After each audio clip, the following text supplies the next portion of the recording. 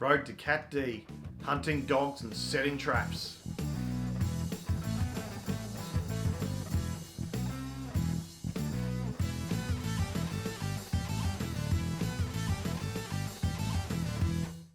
Hi guys, and welcome back to Hunt Shoot Off-Road with Rob.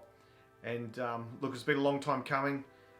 We had a few issues to get the first hunt underway.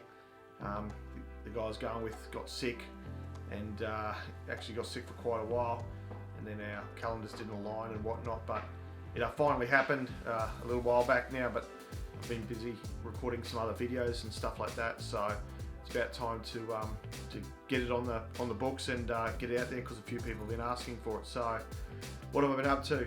Well, I have actually gone and got some magnets and whatnot printed, and I'll use a look at that maybe later on. And yeah, we just went out for a hunt, not far out from Brisbane actually, probably about 65-70 minute drive from Brisbane, so nice and close, which is what I talked about earlier. And I had to wake up at about 4:30 in the morning, took my 308 out there, and got stuck into it with my mate, with my dad's mate. So it was a really good opportunity. It was really relaxing and good to just be out and about, I guess, and out trying to achieve the goals that we set ourselves. Had a lot of distractions, handguns, reloading, all that sort of good stuff. So it's all positive, you know. Maybe collector's license in there somewhere. And yeah, so we went out to this. It was a new property. He hadn't been out before, so it was a bit of scouting involved and all that sort of stuff like that.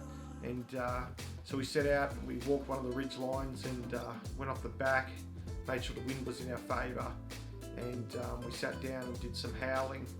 And well, I didn't do any of the howling, I was just listening. He did a couple of what he said were female calls, a couple of pup calls. We didn't get any responses, which was a little bit disappointing obviously, but like any time we go out for targeted activity, it's called hunting, not catching. And yeah, so we tried a couple of different spots and a couple of different calls, and a lot of sitting and waiting, and just in some, I guess what I'd call just regular bush, nothing really standing out to me.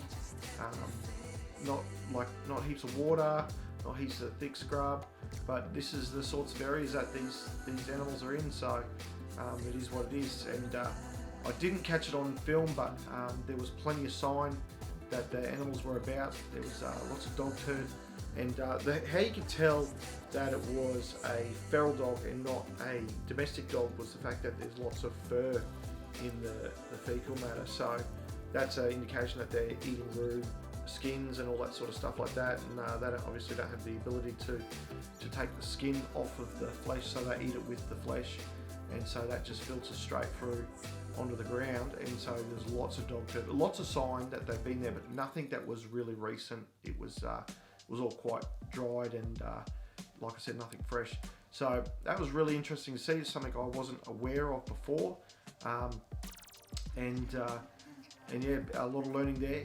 And so we went through the process. I think we set 2 traps in total, and I've got a bit of that on footage and it'll probably be playing in the background now, but that was really good, really interesting, really excited about doing that type of thing, and really promoting me to go out and get the equipment so I can do this.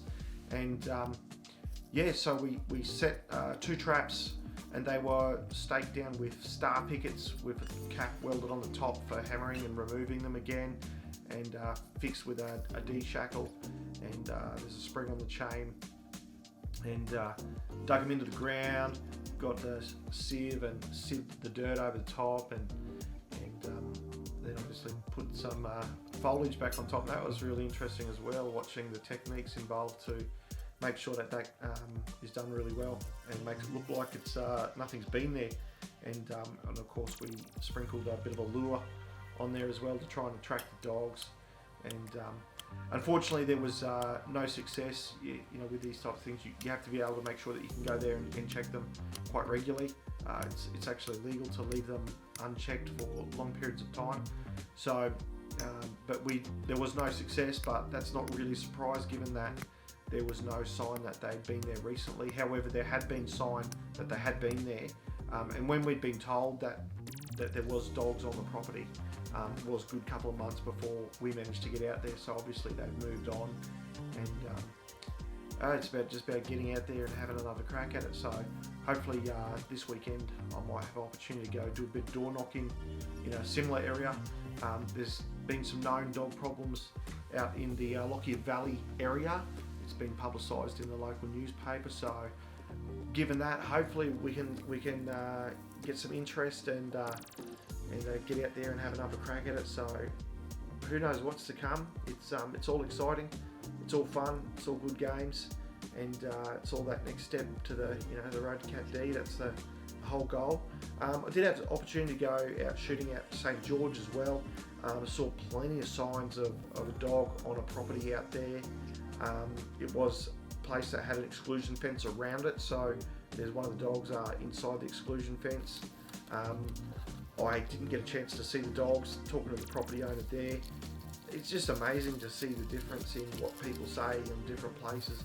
He reckons in the 14 years that he's been on that property, he's never once seen a dog, but obviously he's trapped and shot a lot of dogs, or shot dogs in traps and all that sort of stuff like that. But he reckons that they're so elusive, he's never actually seen them free range. They're just like ghosts.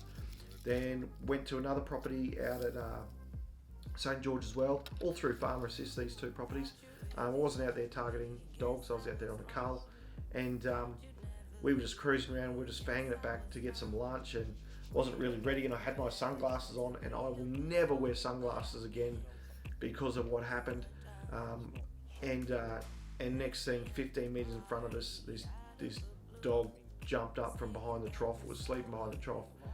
I have never seen an animal in my life move so fast. This thing was going about 180 clicks, and I pulled my gun up, trying to look it through the scope. I couldn't see it. Popped my head up, could see it. Put my head down, couldn't see it. Popped my head up, and I just couldn't find it in the scope. I don't know what was going on, and then finally seen it. But by then it was about 300 metres away, and let a shot off, and I shot at the dog. I had a pretty good shot on it. Look, it was probably about 250 metres, probably wasn't 300 metres. And the thing just vaporised, like it just disappeared. It was just flat ground, there was like trees and grass and stuff like that, but not to obscure your vision. And I don't think I hit it, I don't think I dropped it or anything like that, but just disappeared. But what I worked out though, it was actually the polarised sunglasses, because I was looking through the polarising in the sunglasses. For some reason, it wasn't allowing the scope to focus on what I was looking at. As soon as I took the sunglasses off and looked through the scope, I was like, oh my goodness. So I was spewing because I really lost the opportunity to take my first dog on that trip, and I knew they were there. There was definitely talk of there being dogs in the area, and the worst part is that in the Boulogne Council was offering $150 a pelt, I think they call it. So anyway, so I missed that opportunity. Obviously I reported it to the landowner so that they can set some traps up there and get the one of the contractors in to have a crack at that. So yeah, it's just, look, it's been good. I've been busy. I've got a couple other videos coming up. Hopefully I have another video up for you guys next week, and we'll just take it from there and we'll see what happens. And look guys, it's all fun, it's all exciting, but as always, get out there, get them big boars, or in this case get them dogs, and don't forget to hit subscribe. There's a big circle at the end there. I think it's down in this corner. I probably got it wrong again, maybe it's that corner.